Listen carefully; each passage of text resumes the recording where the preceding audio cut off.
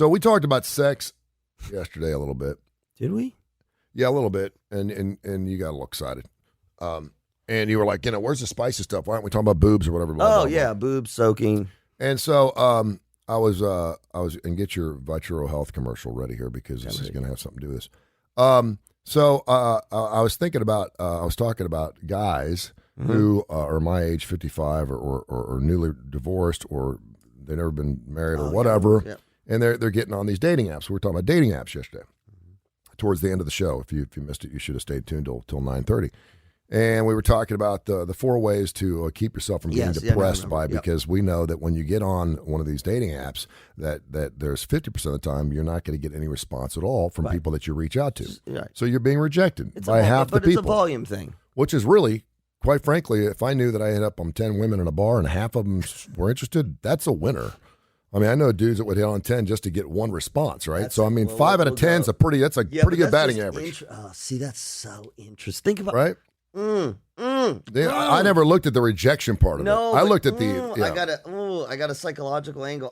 I'll keep it quick. Yeah, go ahead. So you think about before social media, you'd go to a bar and interest, right? Someone who was interested was maybe, either they would come talk to you or you'd go talk to them and they would have a conversation. You click that off as interest. Let you buy them a drink. Okay.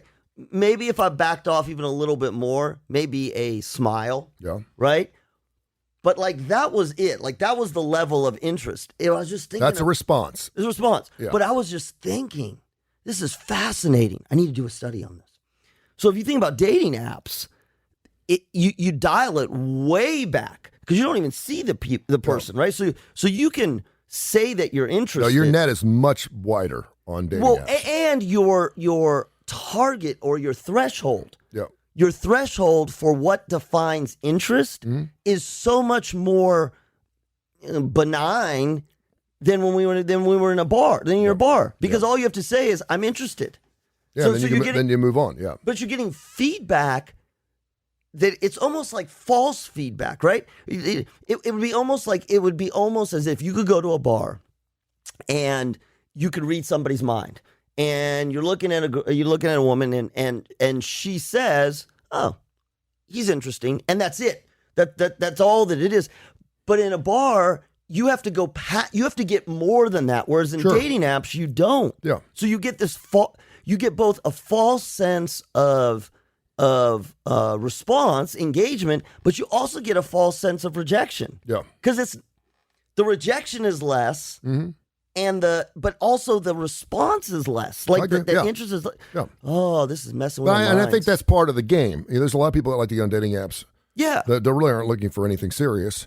Just to see what happens. It's a game. I mean, it's a game. You get on there and they want to check, okay, who responded to me last night? And they look, wow, that's great. And it gives you hope. You're like, that one's hot. Well, that's outside my But that's what I'm saying. If you went to a bar. Yeah, I mean, it's Rejectionville right off the bat, right? Because you're going home unless you get a phone number. No, and so this is dating apps are great. If you like dating apps, that's great. My thing is, I get a lot of guys that are 40 to 55, 60 or whatever that are into this thing, and they just think it's a hookup. And there are, I don't know how many dating apps there are. There's got to be thousands of them. Yeah.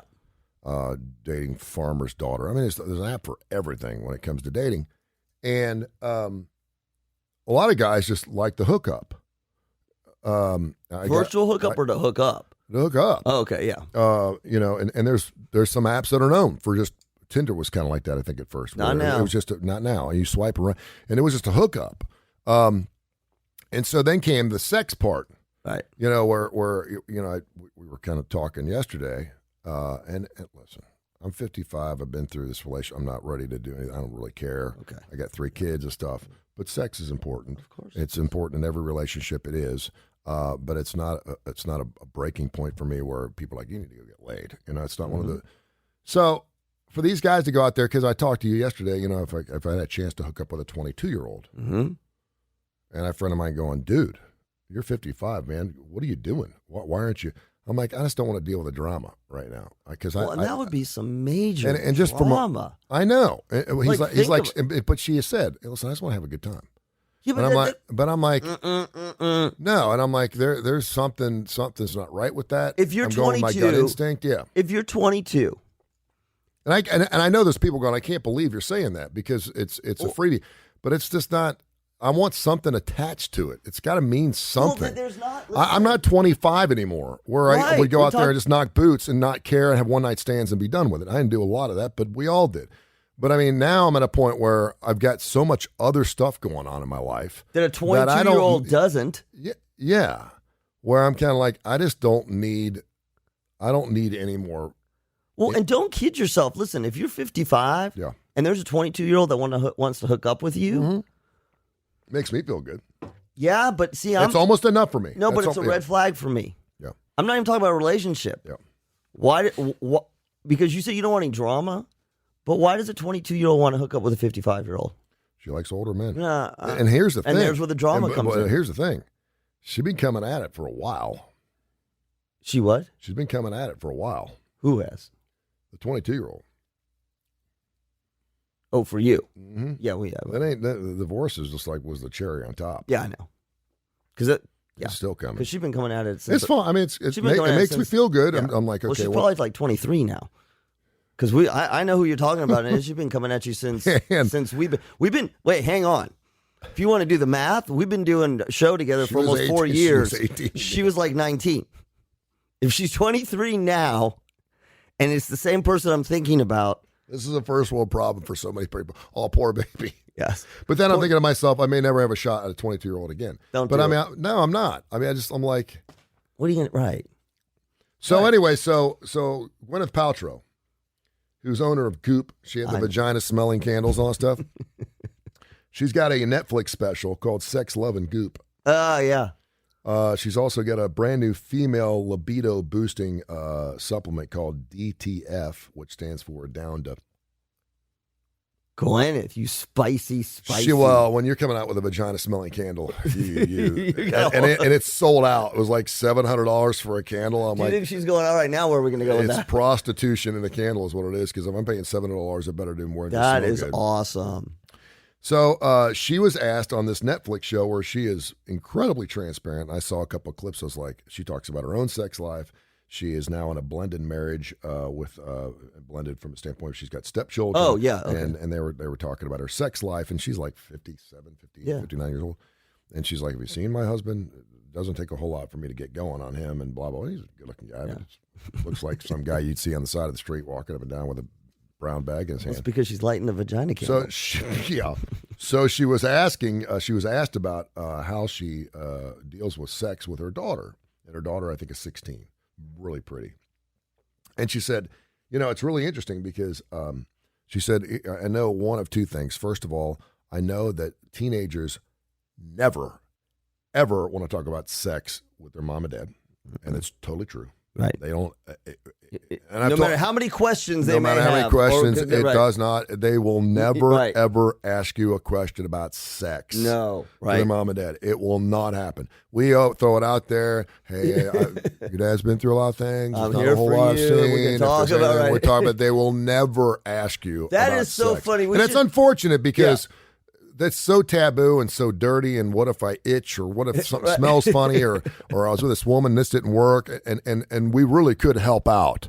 But they're going to ask their other 16-year-old roommate or classmate about the same thing, and they don't know how do you find it? You stick your finger down, it went in the wrong hole. Well, and it's funny. It's like I could teach you these things. Look, it'd be a little weird. But if you're sexually active, and then as they get to be where you hopefully think they're sexually active in 19, 20, 21, because it's too young at 16 or 15, then it even gets weirder because they should start knowing what the hell they're doing, or at least they think they should know what the hell they're doing at the age of 18 or 19. I didn't get laid till I was 22. Well, yeah. And I figured it out, and look at me. Look at you. Now you're thinking about having sex with a 22-year-old. We should do a show called Look at Me. Yeah, well, that's the whole. Look I turned out all right. Yeah. I turned out all right. That's it. We do a whole show. We could call it Look How I Turned Out. Look How I Turned Out. Yeah. Oh, this would be great with a psychologist. You could come in one by one. And I turned out okay. Nikki Sixx. Nikki Sixx. He'll co-host. Nikki, I don't know how well you turned out. Yeah. Okay. So she was asked the question. She goes, first of all, kids will never talk about sex with their parents, which is absolutely true. Yeah. Don't push it. And she said, second of all, I was super blessed that the school that my daughter goes to has a pretty thorough sex education class. And so I think she learned a lot about what she had to know in her class. And she's in LA. Yeah, she's in LA, and evidently she's a good mom, and she looked into the classes and blah, blah, blah. She said, I did tell her this. She said, I think it's very, very important to stay really close to your instincts and listen to your instincts and listen to your inner truths. She said, I think sometimes when we are in a sexual or intimate situation that makes us feel uncomfortable, or we're being pushed by peer pressure, that we white knuckle ourselves to the point where we can't really enjoy the situation we're in, and then you're fighting your inner demons, and you know something's not right, or doesn't feel right, or you're going too early or too late, blah blah blah. And she said, really, it's a matter of instincts. You know, listen to your brain, and hopefully, she said, I've done a decent job, because she's a single mother. I've done a decent job at teaching her to listen to her body and to know that when you're ready, you'll be ready. Because I do think if you threw out a poll, well, hell, let's just go poll. And this is not just about teenage kids. This is about adults, too. This is the 45-year-old guy who's on Tinder. Why? Why? Is it just about getting a nut? I mean, well, but 45, I don't know what that is. 45 doesn't, again. You think that 45 or 50-year-olds know what they're doing sexually. They don't know what they're doing either sometimes. Right. Not when you're just hooking up with someone you just met an hour ago on a dating app. So you don't know what the hell you're doing. And why are you doing that? Because we know there can be trauma associated with sex. And Gwyneth's pretty liberal. I think sex is wonderful. Dude, I have friends of mine have sex every night, and that's great. And if you're comfortable and your partner's comfortable and you enjoy that kind of thing, that's great. You do your thing. It's not perfect. Sex means a lot more to other people. Some people hold off. Some people are still virgins, and so it's a very taboo situation. And I do think that we're having more sex now than we've ever had.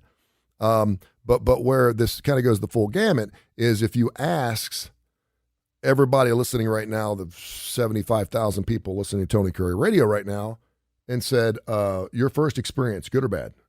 I would bet that 90% would say women not particularly good. Depending on which is really unfortunate. Depending on how you define it.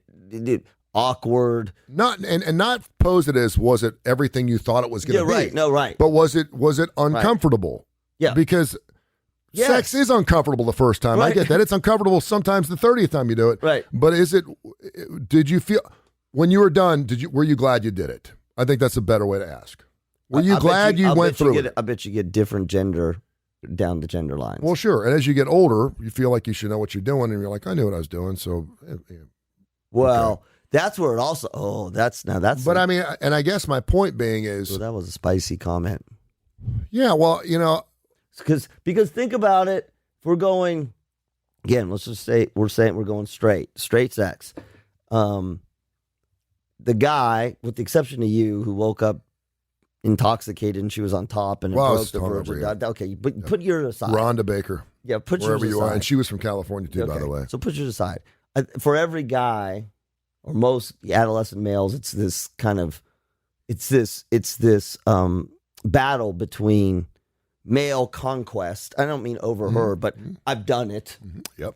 And then at the same time, you're reconciling, even though you're not saying anything, you're reconciling the truth, which was, it was awkward. I probably shot my wad before I ever got in. This is Fast Times at Ridgemont High. Right. Man. It's also, but that all, you tuck that shit down in a way, and then you walk into the room and, me.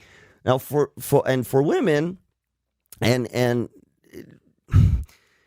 it's right. It can be very different. It's still awkward. It could be slightly uncomfortable. Sometimes it could be painful.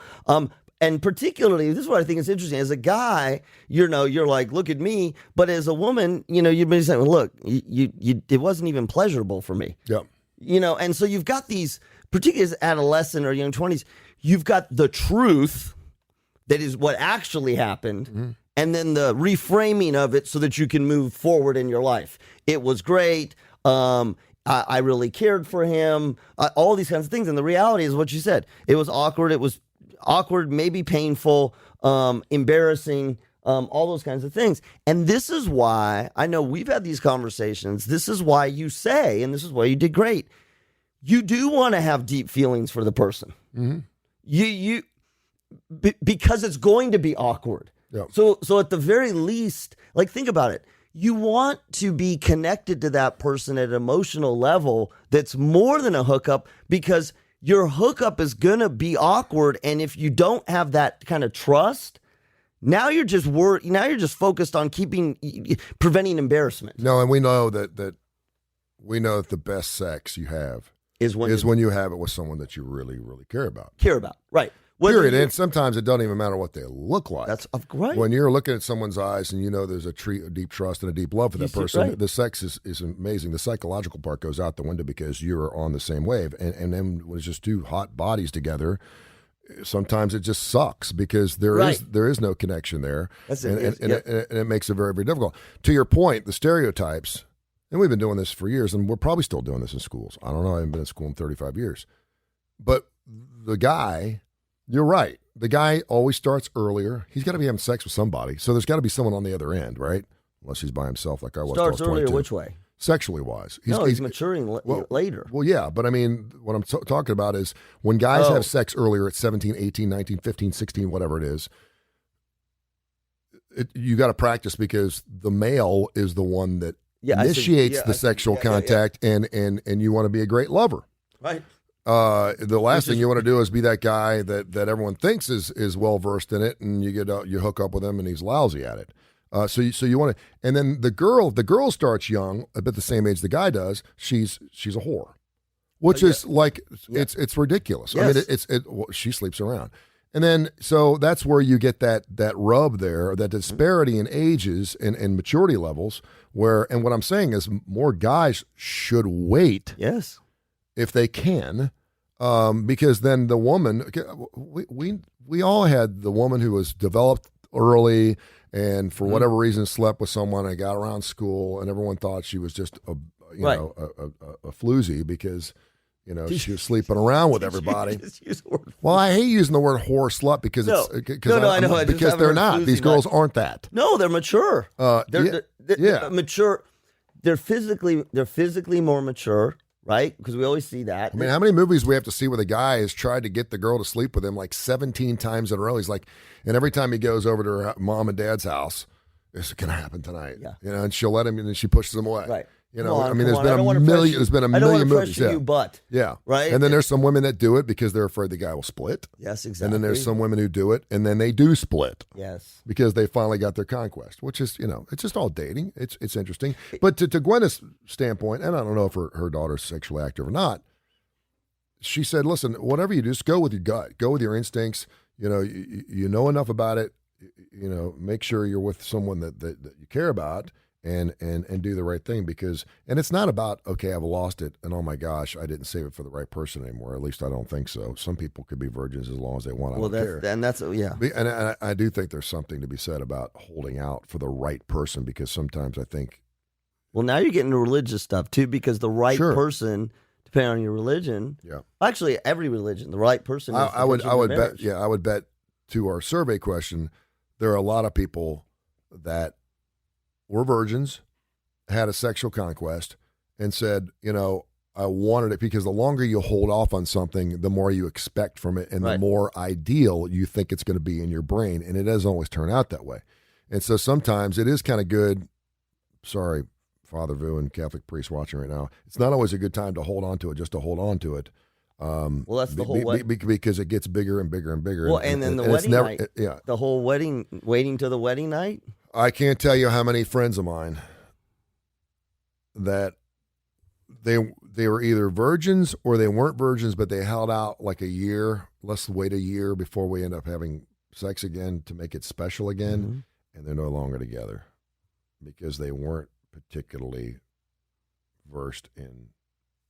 I'm going to go against the religious part of it. Yeah, I think if you have sexual experience coming in, and then we can define it however you want. If you want to take intercourse out, but you've been intimate, you've had intimate physical relationships, you've had intimate connections. I mean, it's like, dude, it's like any other thing. You've got skill. Yeah. Yeah. So coming in, particularly around marriage, if you've not had that skill, then, that's where the communication comes in and the trust comes in. And don't, now I'm getting the whole adolescent thing. The adolescent, they ask you, are you a virgin? Yeah. Right. If you're a boy. Yeah. Well, are you going to tell the truth or lie? Mm-hmm. Are you going to tell because if you say no, I'm not a virgin, then there's an expectation. All right, then you better know what you're doing. Yeah. And if you say yes, then you're worried, will they think less of me? So imagine the wedding night, right? Imagine the wedding night. It's great if both of you are on the same page. Maybe you both are inexperienced. You've talked about your inexperience. Please, dear God, this is where Missy Smith comes. You've said, I haven't had a lot of sexual partners. I haven't had a lot of intimacy. Me too. Okay. Shit, we're married. Let's figure this thing out together. Yep. But man, you don't have those conversations. And then if you don't, then the awkwardness of premarital sex when you're a teenager, now fast forward it, and there's a much bigger consequence because you're married. Yeah. And sex is, you can read about it all you want.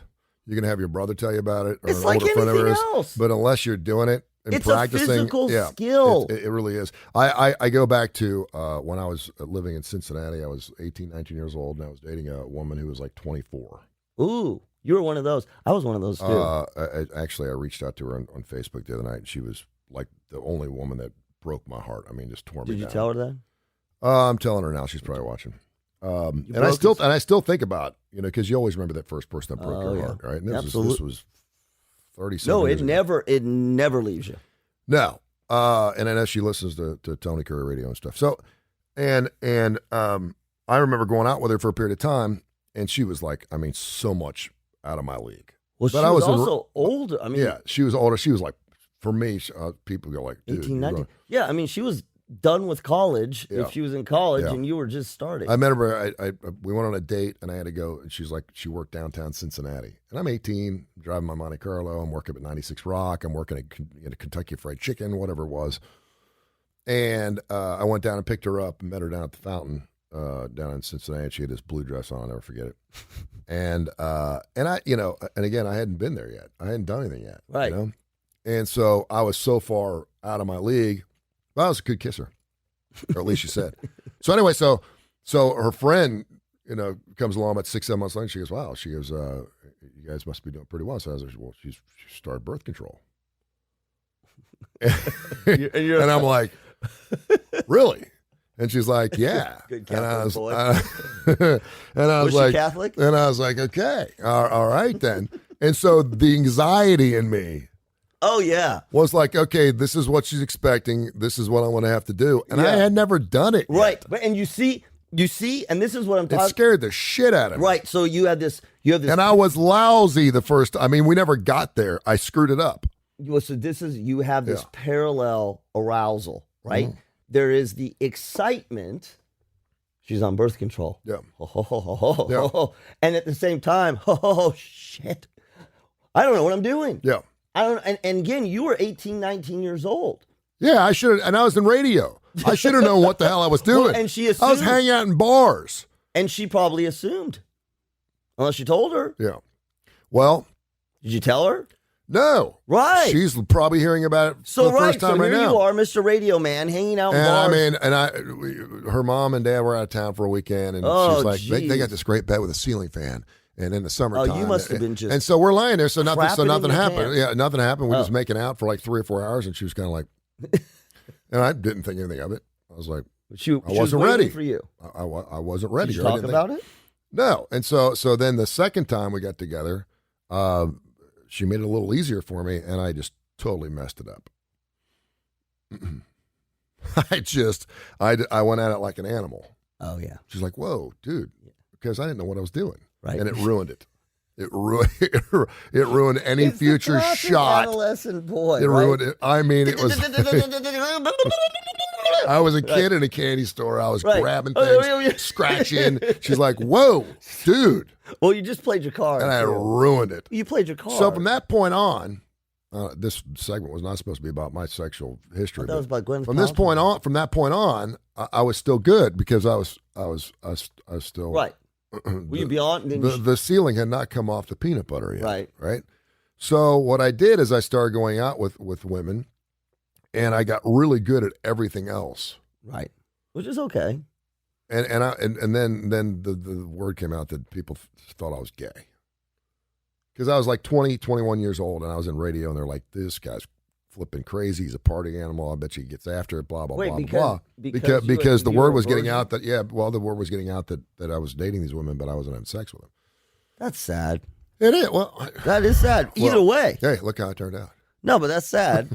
But again, what you just said plays to the stereotype. Yeah. If you're a heterosexual male, but I got pretty good practice. Yes. Out of a lot of intimate things, with the exception of breaking the seal. Yeah. And so, and that being said, you're still learning, I think the Gwyneth Paltrow thing to her daughter is... I just don't... Let me just back up. Yeah. I just don't... And to Gwyneth Paltrow's point, I don't think you can keep a teenager or whoever they are, you can't keep them from experiencing their first sexual experience. All you can do is give them all the tools and tell them, hey, listen, and I hope it comes from the heart. I hope you care about this individual because it's going to live with you forever. And certainly your first time, you don't want it to be like a...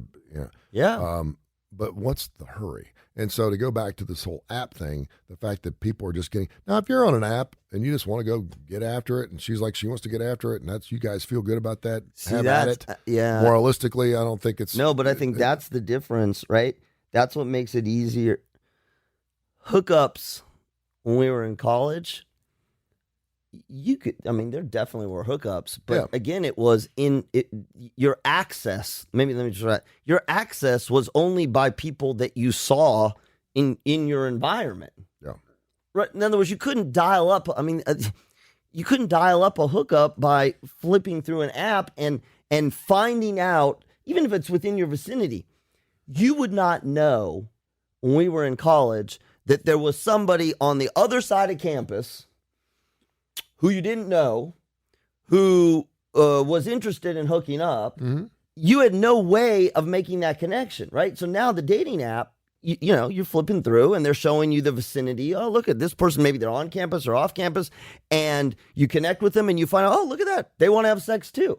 Again, it's the access has become so easy. Now, I will say at the same time, and this is where I think we as parents have to, particularly as our kids get older, not so much young high school, but as they get into college, you also got to realize this is that whole social media thing. There's an advantage to that. You can find somebody that you date that maybe you would never have found before. Yeah. Think about that person that you would never have discovered. You can talk about fate. I'm all big on fate, but I don't know that. I mean, sometimes if you have an app that shows you that there's a person over there and you make a connection and you're like, oh, look, you look nice, let's go out on a date. I don't know that fate would have brought you together anyway. Is there any type of research that you know as from a psychological aspect about sexual assault and whether sexual assault is up or down based on now knowing?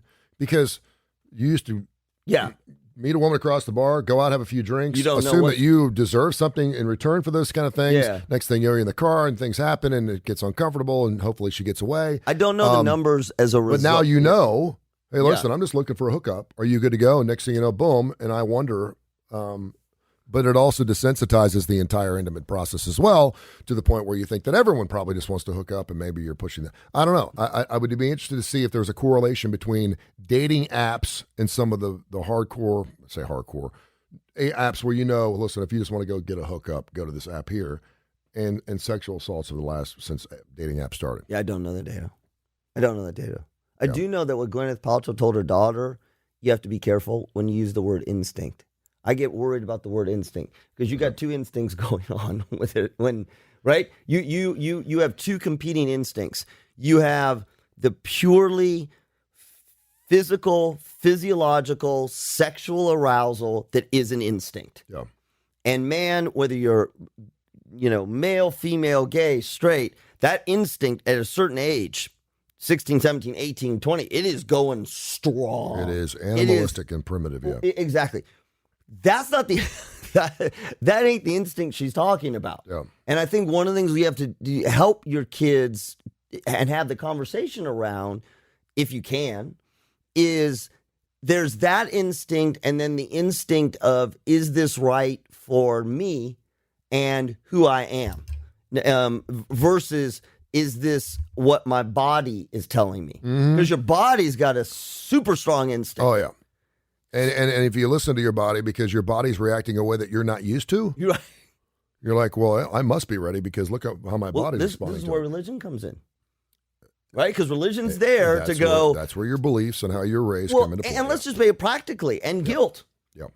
I can't do it because I want to do it, but I can't because it's against my morals. Yeah, and something we don't ever think about as you get older, you will.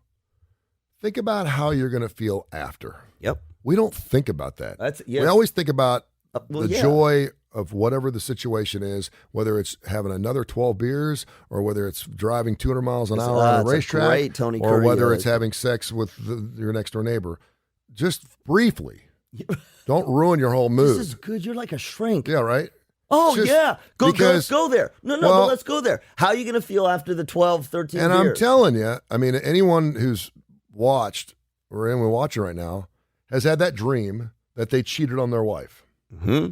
And you wake up and you're like sweating. You're like, holy crap. Because the dream carries you all the way through. And in the dream, it's pretty good. It's dangerous. It's sexy. She's hot. Maybe it's someone you've thought about. And then you wake up and go, oh, thank God it's not true. Yes. Think about how you're going to feel after the situation. You need to go talk to young kids. And it's not like always just throwing water on your fire of your sexual instincts. No, not at all. Yeah. No, think about that. Yeah. I can't put that on Instagram. I can make a video out of that though. That's really good. No, that's really good because think about it. If you can make yourself go there, the aftermath. Now it's hard if you've never experienced it because you don't know what the aftermath is. Yep. But any of it, the drinking. So drinking's a great one. Can you it sounds great. You're going to go party. It sounds wonderful. Now I want you to just imagine for a minute. You got a raging headache and you're vomiting. Okay, I want you to just go there for a minute. What you've been sick before? You said you've been sick. You're gonna for at least a day. You're going to be sick to your stomach and it's gonna feel horrible. I'm not trying to scare you out of it. I want you to put that up against partying, and you still may pick partying, but I want that in there. I think the sex is a really interesting thing. You've got the vision. It's got the candles and the violins are playing and it's a special night and you're going to look into their eyes and you're not sure if you love them, but now, that's great. Now I want you to go the aftermath. They get up out of bed and they go home. Or you got to clean yourself up. Or there's a little stain on the bed. Or now he says he's hungry. Right. And then you have to get dressed. And now I want you to just kind of stay in them. The snuggling only lasted for about 35 seconds. Mm-hmm. Are you okay with that? No. Well, that is a possibility, even for the most caring or flip-flop, because I was going guy, girl. You fall in love. It's you as a guy, tears in your eyes and she, she does. She's like, thanks, that was great. And she gets up, puts her clothes on and leaves. Yeah. And there you are, naked as a jailbird, sitting there. Where are you going? Where are you going? Oh, I got to let the dogs out. No, I got to right. And I got to get to work tomorrow. Don't you I've got an early day tomorrow at work. Right. Don't you want to make breakfast? And you're there with all your glory hanging out. Yeah. And it's gone. If you can put yourself there, even if you've never been there, I think you've watched enough TV, you can watch it. Imagine that. And if you go, okay, I still care about the person or the experience enough that I'm willing to do that, okay. Yeah. At least you're informed. And it really helps to have, unfortunately, you have to have one of those bad situations happen to you first. It's hard to... For you to start thinking towards those. You have to have a vomit where you feel like hell the next day and you're hungover. Right. In order to realize, okay, that didn't work out particularly well. Do I want to do this again? again? A lot of us weaned ourselves off drinking, right? We started in each kind of alcohol. Yeah. Right? So for me, the first one was wine coolers. Yeah. Just took one bad night, right? I ain't, even, see, this is called adversity. Were you a Zima? Did you do Zima? No, because I'm older. Okay. Ours was Bartles and James and California Coolers. And I'm telling you this now. Yeah. This is how strong aversive conditioning is. I am telling you this now, and I'm getting slightly queasy. Yeah. Then I moved on. To gin. Yeah. That only took one night. That was gone, right? Well, because I was young. Yeah. Then we moved on to tequila. Yeah. That took twice. Yeah. Done with that. Mm-hmm. Vodka lasted the longest. You ever get to Pure Grain? No. No, you know what we did though? You know what just Boone's Farm? No, Boone's Farm. That's either an age or a regional thing. We didn't do the Boone's Farm. We were doing California Coolers. You know what it was. It was Jägermeister. Oh. That's NyQuil. I mean, when they got the picture of the ugly dude on the bottle, you know what you're gonna get. You just made myself sick. All right, so I know you're making me sick just thinking about it. And by the way, one of our great sponsors is Budweiser. Okay, but you know what? Budweiser, Anheuser-Busch. Budweiser was one of our that's great different. That's drinking responsibly. It is. But that is the difference. It's drinking responsibly and drinking a good product and knowing how to not go crazy with it, which is what the same thing sex.